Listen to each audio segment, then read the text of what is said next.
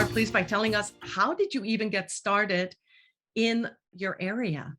How did that happen? Everything happened when we decided to move to DRC. At that time, it was Zaire in 1994. And because I was passionate with great apes, chimpanzees, it was terrible to see here, chimpanzees everywhere on sale on the streets. It was just terrible. So at that time, we couldn't do a lot because, we were very young. We don't have any money. We don't have this NGO.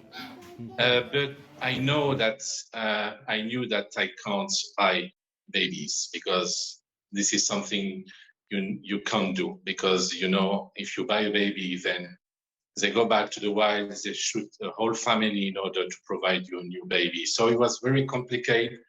So the only thing we can do at that moment, it was just counting how many babies reached the town. And in 10 years, I made the evidence that at least 3 babies arrive in this city, which is the second largest city in DRC. So 3 babies per month. If you calculate an estimate of between 6 and 8 who have been killed in the wild in order to catch the babies, and all the babies who are dying, the times they arrive to the final owner, it was just a disaster. In 10 years, we estimate that at least 5,000 chimpanzees are being killed in the wild just to provide the market in Lubumbashi. So we started asking for help, but nobody really answered to big international NGOs, which is very funny because after we started JACK, when all these NGOs arrived here and we make the evidence that it was the biggest trade on great apes going on in this city, we make it because we confiscate babies. So it was an evidence that what we said 10 years earlier happened. To start with JACK really in 2006, so you see between 1994 and 2006, we took a long time when somebody saw a baby on sale in the city who was attached on a bicycle. So I called the wildlife authority because and they confiscate the baby. So I was surprised, to see. So here in DRC, when you confiscate an animal, you have to put that animal in the zoo.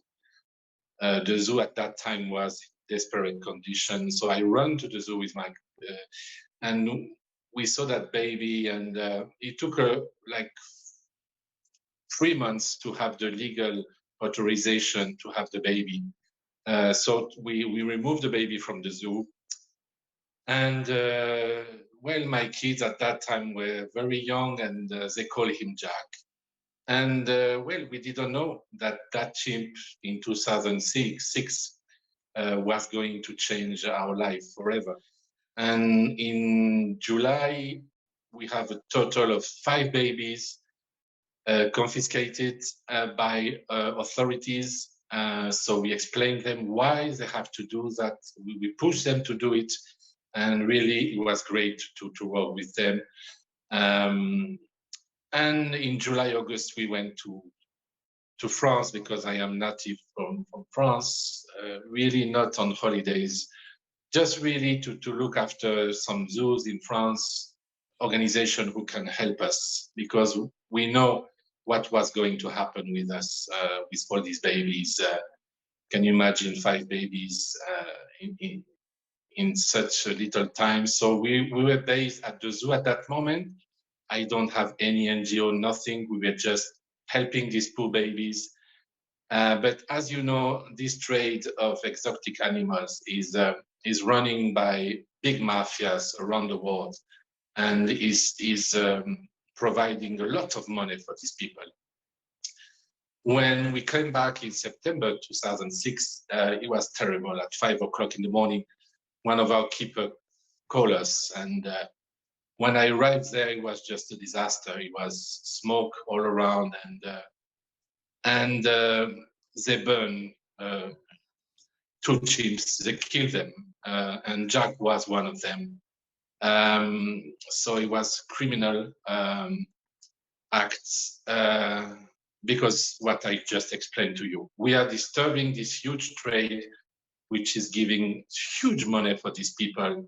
So they didn't see with a good interest seeing 2 expats starting confiscating babies and making it true with the sanctuary. So you can imagine it was so hard for us to lose members of our families. It was just terrible. And so at that time, we were very worried for our kids. I have to be sincere, because we were worried that, next time they will attack us and kill our kids. So we, with my wife, we decided, because 3 babies survived, so we couldn't abandon them. And we decided to continue. And so with the state of DRC at that time, I made an option for them to say, well, I need to build a sanctuary, a proper sanctuary for these animals. We can't put them in the zoo. So it was very hard times for us, because here authorities regarding wildlife are very strict, and so it was very complicated. But thanks God, we have an incredible person who helped us. And a big part of the zoo was completely abandoned at that time. And we decided to make a partnership with wildlife authorities and Ministry of Environment, saying, well, guys, look, there is a huge trade going on in this city. We will stop with the trade with you, working with you, and we need that land in order to set up the sanctuary. And this is how really everything started. And in October 2006, so yes, nearly 15, 16 years ago, we create legally JACK. So of course, you imagine why we called the organization JACK, in honor of this baby who was just assassinated. And then we become recognized by the nationally. We have the honor to receive the president of DRC twice. So we become very famous, known very quickly. Very earlier, we have been helped when the fight happened with PASA, the Pan-African Sanctuary Alliance. This is where we get in contact with them. So in few years, we become a member.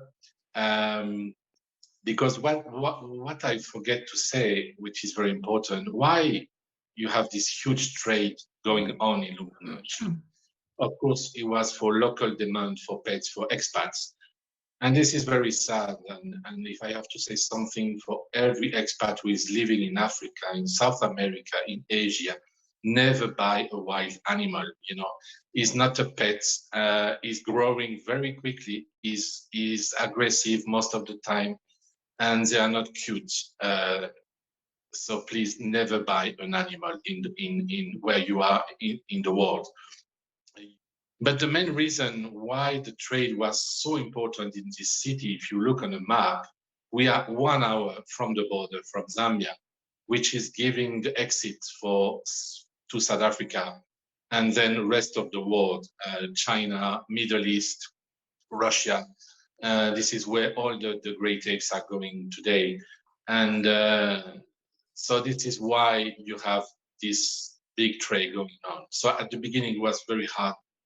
We have confiscating many babies. 1 month, we confiscate 9 babies in 1 month.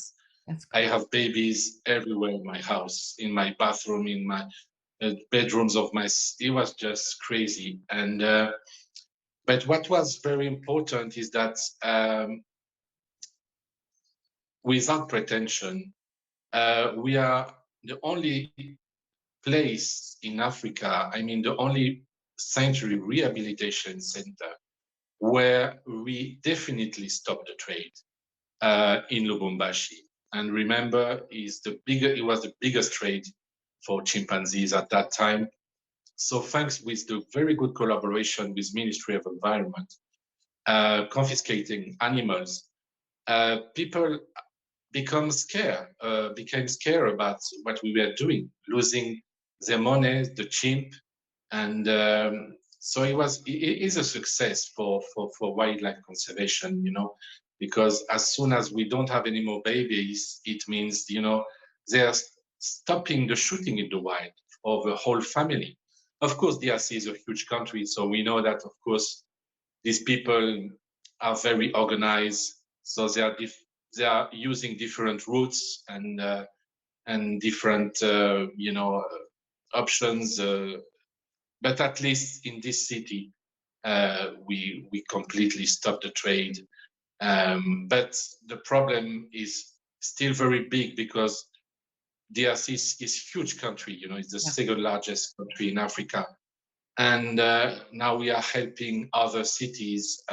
So today, for example, we have 3 babies waiting to come to JACK, coming from different provinces.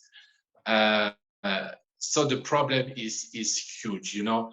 People believe that it's impossible to bring a gorilla, a bonobo, or a chimpanzee, or an orangutan into a country.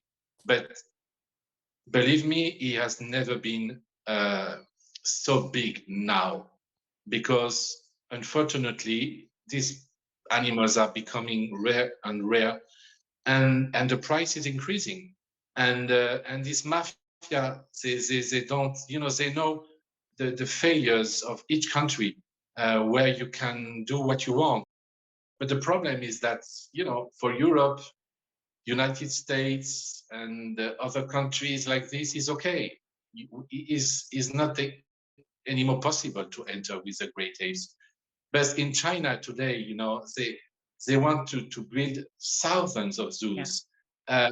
They want wildlife for all over the planet. And I'm sorry to say that these zoos have not the criteria to receive such animals. They use them like pets so it's a disaster. Just to see how China is shooting all kind of wildlife in Africa, not only elephants, pangolins, rhinos, and you know what is going to be a disaster, because in Europe, in United States, today, look, you have plenty of sanctuaries for chimps in US, because people, they don't know what to do with chimps. Yeah. When they are adults. So what I want to say that humanity, if we speak like this, humanity is not learning about the mistakes. So we should stop, shooting the last remaining population of chimpanzees in Africa. It's incredible. Thank you so much for sharing that, because it's incredibly sad to think that in America, there are still some states that are legal to own primates, and that shouldn't even exist anymore. And we're talking about a country that should already know better, and that you think, okay, has laws in place. But in some cases, there is no protection for some of these animals. I'm very interested in hearing a little bit more about what you were saying about the mafia and this trade, because I really want people to understand what the illegal pet trade is, that it's not just the person who is confiscating the animal or taking the animal in the wild. It's the middleman. It's the person at the very end. How do you think we can stop the illegal pet trade? What are your thoughts on that? Some people in this world are becoming rich, and they just want to own something, and it's just a fashion sometimes. So there is a lot of education. For me, education is the key in Africa, but also outside Africa. When they made that survey for ivory problems in China, and you see that 70% of Chinese, they don't think you have to shoot an elephant to remove his tusk. They believe that the animal just give you the tusk and you don't have to shoot the elephant.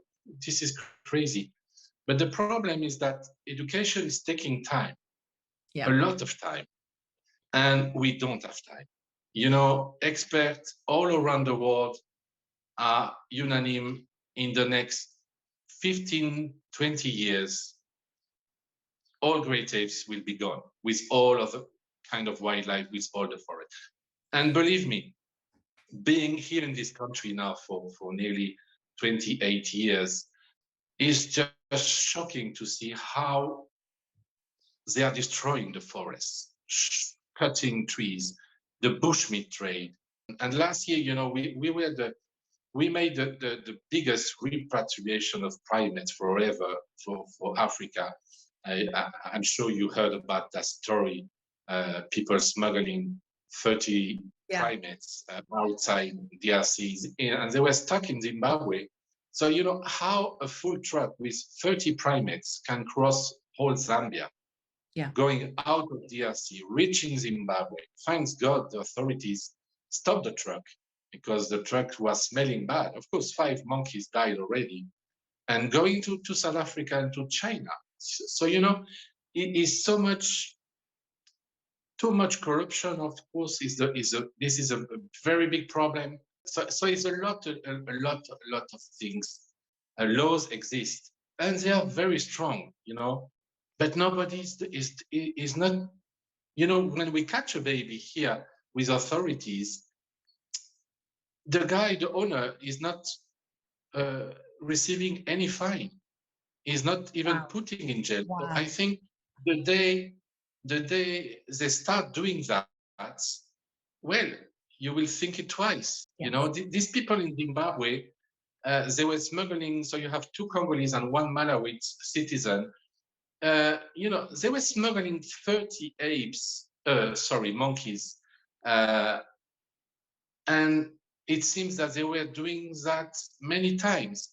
You know, they were in jail for 6 months, and we know they are out, and well, they will start again. So I think if we want the trade, you know, to finish, I think the countries have to punish. You know, you have to put somebody forever in jail if you do such trade. You know, protection in the wild is not working. So we need, you know, a big at the big level to be more together, more active, more proactive, because there is an end.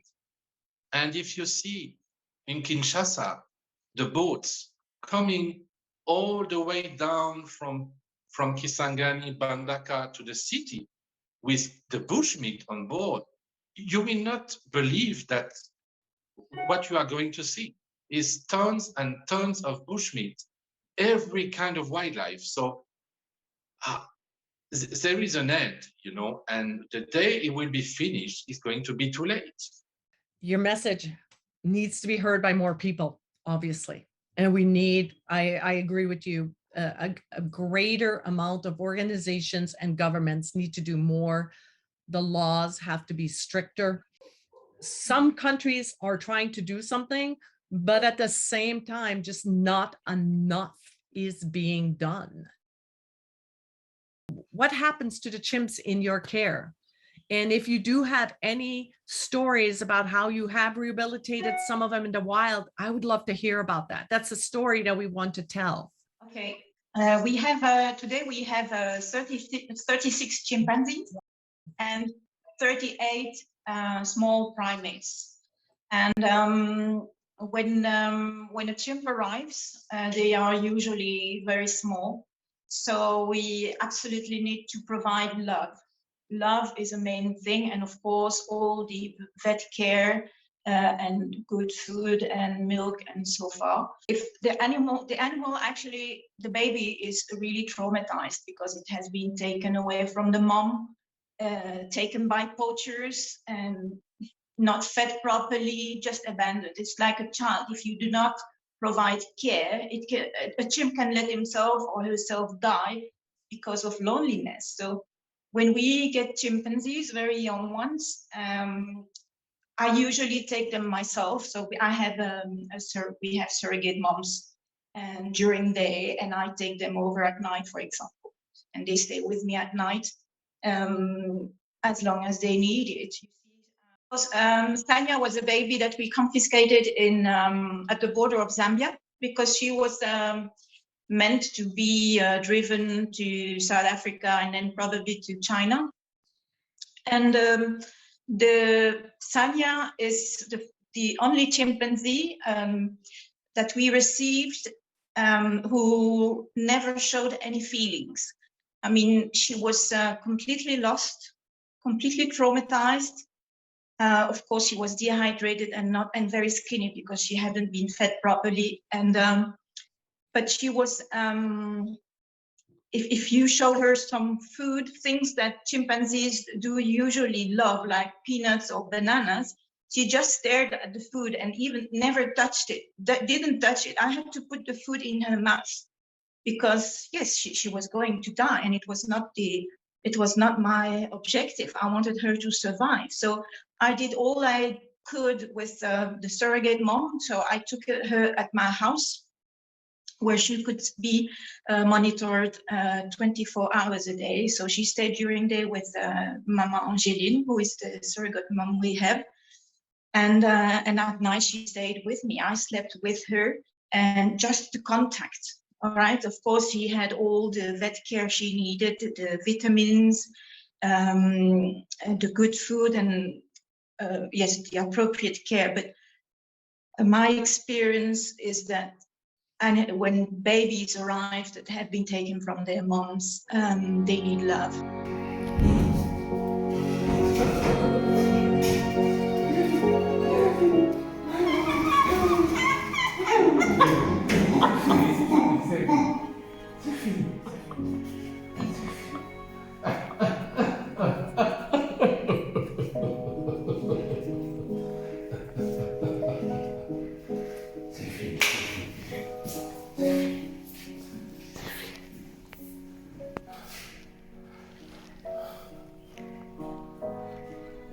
They need contact. They need to find trust in someone again.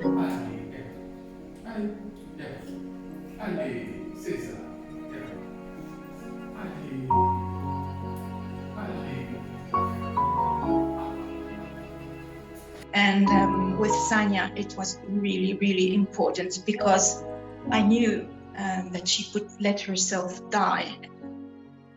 A few months later, we took in an adult female of about 19 years old, and she was kept for years as a pet.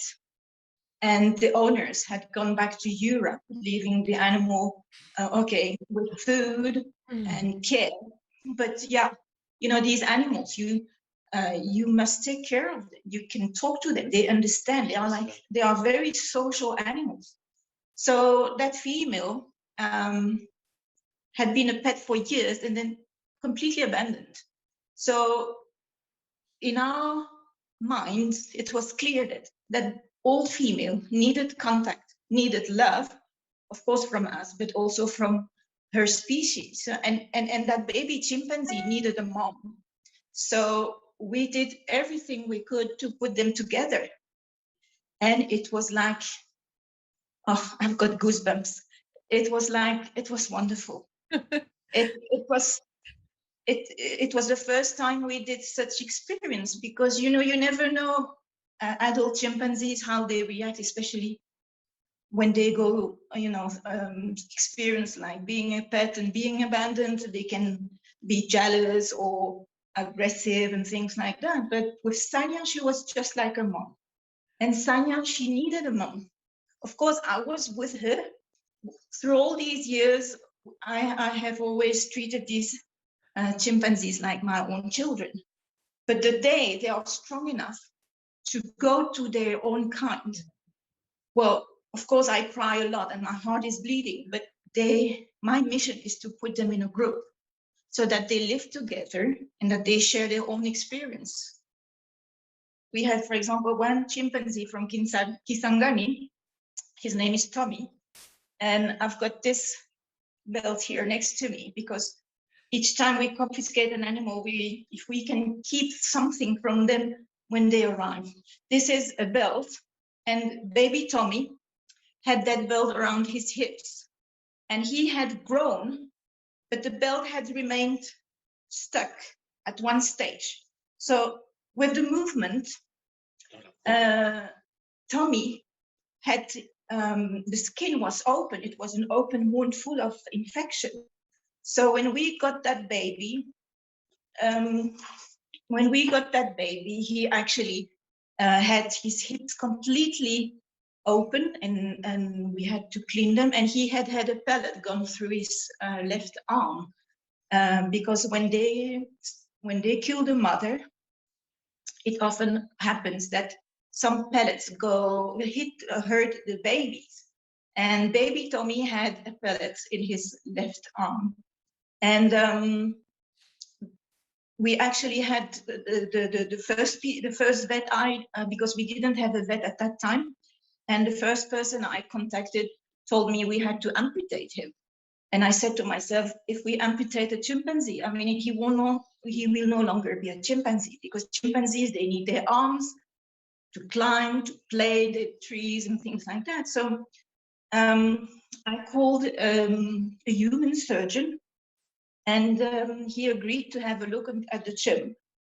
And because he had already a bone infection, and the surgeon said, listen, I come with my team, my tools, and my experience, and for free, I will save that arm and I will save that baby.